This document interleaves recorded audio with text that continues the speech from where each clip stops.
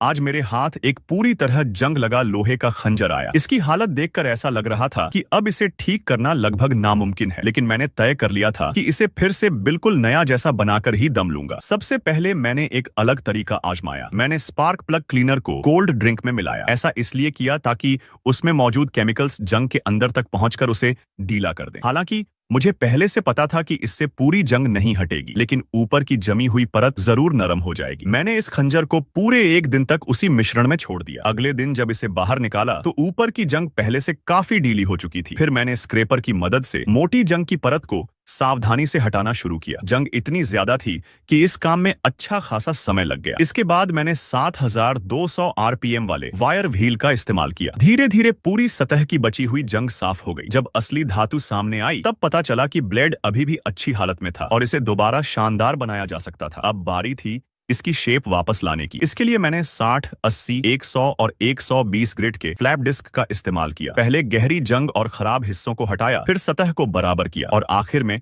उसे इतना स्मूथ बनाया कि आगे की पॉलिशिंग आसान हो जाए। इसके बाद मैंने छोटे ग्राइंडिंग बिट की मदद से सभी छेदों और घुमावदार हिस्सों को भी अच्छी तरह साफ किया। अब सबसे जरूरी काम बचा था, ब्लेड की धार। धार बनाते समय मैंने जल्दबाजी नहीं की। सबसे पहले हाथ से फाइलिंग की ताकि हर स्ट्रोक पर मेरा पूरा कंट्रोल रहे। धीरे धीरे मैंने ब्लेड का सही एंगल और दोनों तरफ की बराबरी वापस बनाई। जब मुझे भरोसा हो गया कि धार बिल्कुल सही बन चुकी है, तब मैंने मशीन से उसकी फाइनल शार्पनिंग की। इसके बाद मैंने पूरी ब्लेड को अच्छी तरह पॉलिश किया। कुछ ही देर में उसकी चमक पूरी तरह बदल चुकी थी। अब यह पहले जैसी जंग लगी नहीं, बल्कि बिल्कुल नई दिखाई दे रही थी। अब मैंने हैंडल तैयार करना शुरू किया। इसके लिए मजबूत लकड़ी से 2 हैंडल स्केल बनाए। पहले उन्हें गोंद से चिपकाया, लेकिन सिर्फ गोंद पर भरोसा नहीं किया। मैंने 2 छेद करके लकड़ी के पिन लगाए ताकि हैंडल हमेशा के लिए मजबूती से अपनी जगह पर फिक्स हो जाए। हैंडल फिट होने के बाद मैंने उसे ग्राइंडिंग करके हाथ में आरामदायक पकड़ के अनुसार आकार दिया। फिर उस पर डार्क वुड स्टेन लगाया और ऊपर से क्लियर कोट स्प्रे किया। इससे लकड़ी का रंग और भी शानदार हो गया